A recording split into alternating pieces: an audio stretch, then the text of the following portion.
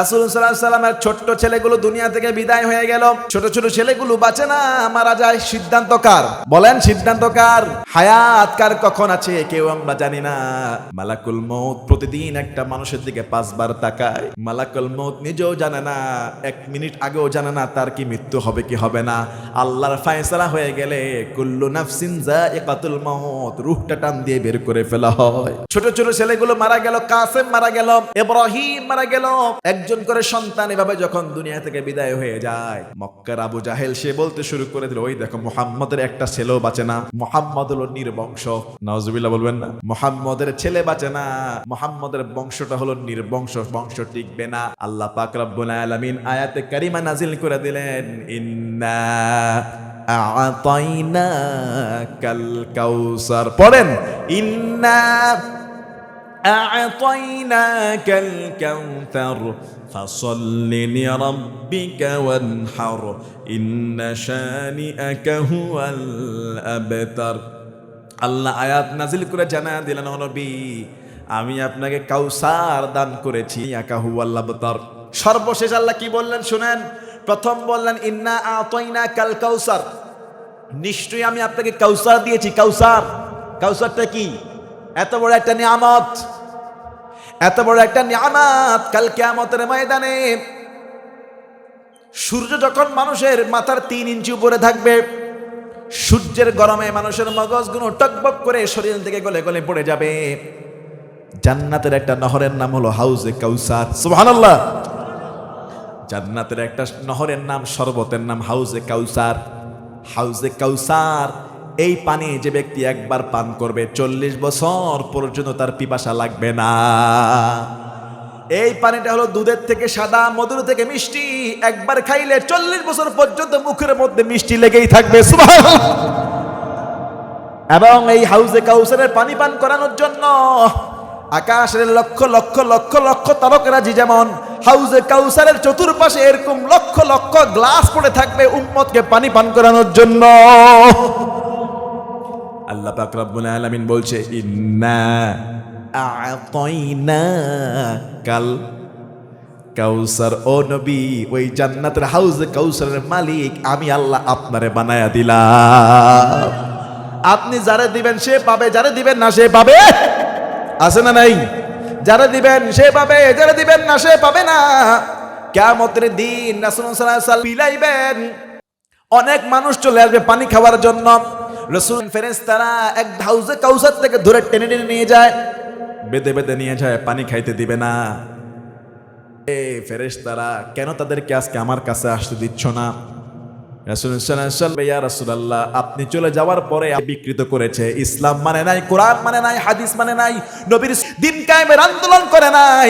আজকে মুসলমান নামে মুনাফিক হয়ে পানি খাইতে আসছে, ওর ভাগ্যে পানি নাই। রাসূল বলবেন, সুহকান সুহকান, দূর হয়ে যা, তোর জন্য হাউজে কাউসারের পানি নাই। ঠিক কি না? মুসলমান নামদারি মুনাফিক আছে না নাই? মুসলমান কোরআনের আইন চায় না, ইসলামের হুকুম চায় না, দেশের মধ্যে সুদ ঘুষ দুর্নীতি চাঁদাবাজি দূর হোক চায় না। এরা মুসলমান, এরা মুনাফিক। এরা কি? মুনাফিক। যারা কোরআনের আন্দোলন করবে না, ইসলামের আন্দোলন করবে না, দিন কায়েমের আন্দোলন করবে না, এরা হলো মুনাফিক। এরা কি? মুনাফিক। কিয়ামতের দিন হাউজে কাউসারের পানি পাবে না। আল্লাহ পাক বলছে, ইন্না আ'তাইনাকাল কাউসার, তোমাকে কাউসার দান করলাম। কেন দিলাম ও নবী? তারা তোমাকে বলে নির্বংশ, তারা বলে কি? নির্বংশ। ফাসাল্লি লিরাব্বিকা ওয়ানহার। ও নবী, আপনি আপনার রবের জন্য সালাত পড়েন। সালাত মানে কি? নামাজ। সালাত মানে কি? সালাত আরবি শব্দ, নামাজ ফার্সি শব্দ, মনে রাখবেন। ফাসাল্লি রাব্বিকা, রবের জন্য সালাত পড়েন। ওয়ানহার, কুরবানিও করবেন। কার নামে? কার নামে? কোন মানুষের নামে গরু জবাই হতে পারে? কেউ যদি ইচ্ছা করে বিসমিল্লাহ না বলে মুরগি জবাই করে, সেই মুরগি গোশত খাওয়া হারাম। কথা কি বোঝা যায়?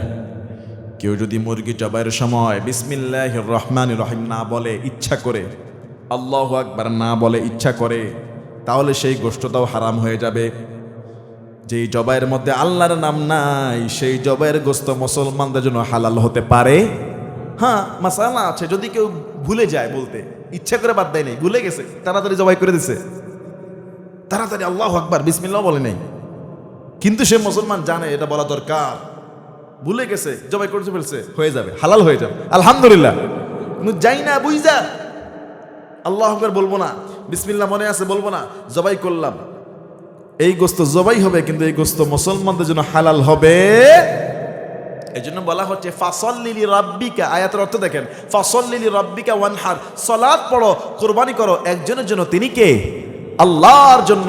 এরপর আল্লাহ কি বলছে 3 নম্বর আয়াত, ইন্না শানিআকা হুয়াল আবতার, ও নবী যারা আপনাকে নির্বংশ বলে মূলত তারাই হলো লেজ কাটা নির্বংশ। কিয়ামত পর্যন্ত তাদের বংশ থাকবে না, মানুষ তাদেরকে লানত দিবে, গালি দিবে। আবু জাহেল, উতবা, সাইবা কারো নাম হয় না, কিন্তু সমস্ত মুসলমানদের নামের শুরুতেই আছে মুহাম্মদ। আর রাসূল সাল্লাল্লাহু আলাইহি ওয়াসাল্লামের বংশধর কিয়ামত পর্যন্ত আল্লাহ তার কন্যার নাতি থেকে টিকায় রেখেছেন ইমাম হাসান এবং হুসাইন রাদিয়াল্লাহু আনহুমা আজমাইনদের সিলসিলা থেকে। সুবহানাল্লাহ, রাসূলের বংশধর কিয়ামত পর্যন্ত আছে, থাকবে, আছে না? আপনারা দেখেন না যে আওলাদে রাসূল, বাংলাদেশে অনেক মেহমান আসে, দেখবেন আওলাদে রাসূল বলে কিনা। যেমন চট্টগ্রামের আন্দরকিল্লা শাহী মসজিদের খতিব, উনি কিন্তু আওলাদে রাসূল। কি নাম ওনার? নামটা জানেন আপনারা? জানেন না? তাহের আল মাদানী সম্ভবত ওনার নাম। চট্টগ্রামে আন্দরকিল্লা শাহী জামে মসজিদ খতিব। আবার মনে করেন দারুল উলুম দেওবন্দ থেকে বাংলাদেশে আসে আরশাদ মাদানী, আওলাদে রাসূল। এরকম অনেক সময় লেখে দেখা যায়। আওলাদে রাসূল কি মানে জানেন? কারণ নামের শুরুতে যদি থাকে আওলাদে রাসূল, বুঝতে হবে নবীর বংশধর তিনি। সুবহানাল্লাহ বলে না? আজকে শিখে গেলাম ময়মনসিংহবাসী, আওলাদে রাসূল মানে রসুলের আওলাদ, রসুলের বংশধর। আল্লাহু আকবার। কিয়ামত পর্যন্ত রসুলের বংশধর আছে, কিন্তু যে আবু জাহেল গালি দিয়েছে তার বংশ আছে? বরং আবু জাহেলের বাড়িটা এখন মক্কা শরীফে পায়খানা, টয়লেট, কি বলে দিকে টয়লেট বলে। মক্কা শরীফে আবু জাহেলের যে বাড়িটা ছিল, ওর বাড়িটা এখন হাজী সাহেবদের জন্য টয়লেট বানাইছে, সব হাজিরা গেলে ওখানে টয়লেট করে। আবু জাহেলের বাড়ি। তাহলে নবীকে অপমান করার কারণে আল্লাহ তাকে বেইজ্জতি করেছে, আর রাসূলকে, রাসূলের সম্মানকে আল্লাহ বহুগুণে বাড়িয়ে দিয়েছে। আল্লাহু আকবার। আবু জাহেল দেখতেছে কোনোভাবেই মুহাম্মদ সাল্লাল্লাহু আলাইহি ওয়াসাল্লামের সঙ্গে পারা যায় না, আমারে বানায় দিছে নির্বংশ। আমি বললাম মুহাম্মদ নির্বংশ, আর মুহাম্মদ আল্লাহ বলে ইন্না শানিআকা হুয়াল আবতার, আমার নাকি লেজ কাটা। ওরা তো মক্কার তখনকার নেতা, খেতা। বর্তমান যেরকম খেতা আছে না, ওই জামানার খেতা ওরা, বুঝেন নাই মনে হয়। মক্কার আবু জাহেল, উতবা, সাইবা, আবু সুফিয়ান, ওয়ালিদ বিন মুগীরা, উকবা বিন আবিল মুঈদ, উতবা, উতাইবা, এগুলি হলো তৎকালীন মক্কার খেতা। ইসলাম মানে না, দিন মানে না, কোরআনের আওয়াজ দিতে চায় না, রসুলের বিরোধিতা করে সব সময়। এখন নেতারা মিটিংয়ে বসছে, মিটিং বুঝুন তো, নেতারা মিটিংয়ে বসেছে, মিটিংয়ে বসে বলে কি করা যায়, একটা কাজ কর, মুহাম্মদ সাল্লাল্লাহু আলাইহি ওয়াসাল্লাম এবং তার পরিবার, মানে তারা কি যারা মানে, যারা ইসলাম অনুসরণ করে, ইসলাম গ্রহণ করেছে, এদের সঙ্গে এদেরকে আমরা বয়কট করব, বয়কট। এদের সঙ্গে আমরা লেনদেন বন্ধ করে ফেলব, এদের সঙ্গে আমরা কেনা বেচা করব না, এদের সঙ্গে বিবাহ শাদী দিব না, এদের সাথে ব্যবসা বাণিজ্য করব না, এদেরকে খাওয়ায়া মারবো, না খাওয়ায়া মারবো, ব্যবসা না করায়া মারবো, কথাবার্তা না বলায়া মারবো, এদেরকে সাথে সম্পর্ক বিচ্ছিন্ন করে মারবো। দেখবা এগুলি সব এরকম জেলখানায় বন্দী হইয়া, বাধ্য হইয়া আমাদের যে প্রধান মূর্তি লাত আর উজ্জা তার পূজা শুরু করবে। দেখেন রসুলকে জেলখানায় ঢুকাইতেছে, খেয়াল করেন। বর্তমানে আলেমরা যারা জেলখানা যায়, এটা নবী সুন্নত। জেলখানা যাওয়া কি? ইসুফ আলাইহিস সালাম কয় বছর ছিল? 12 বছর। ইসুফ আলাইহিস সালাম জেলখানায় ছিল 12 বছর, বন্দিশালা। রাসূল সাল্লাল্লাহু আলাইহি সাল্লামকে ওইভাবে জেলখানা ঢুকায় নাই, কিন্তু জেলখানার মতো করে ফেলছে ওরা। কি করছে? শিআবে আবি তালিব বলা হয় এটাকে। তারা মক্কার সব মানুষ একত্রিত হয়ে কয় ঠিক আছে, আমরা সবাই আজকে থেকে এই আইন জারি করছে। বুঝেন নাই মনে হয়?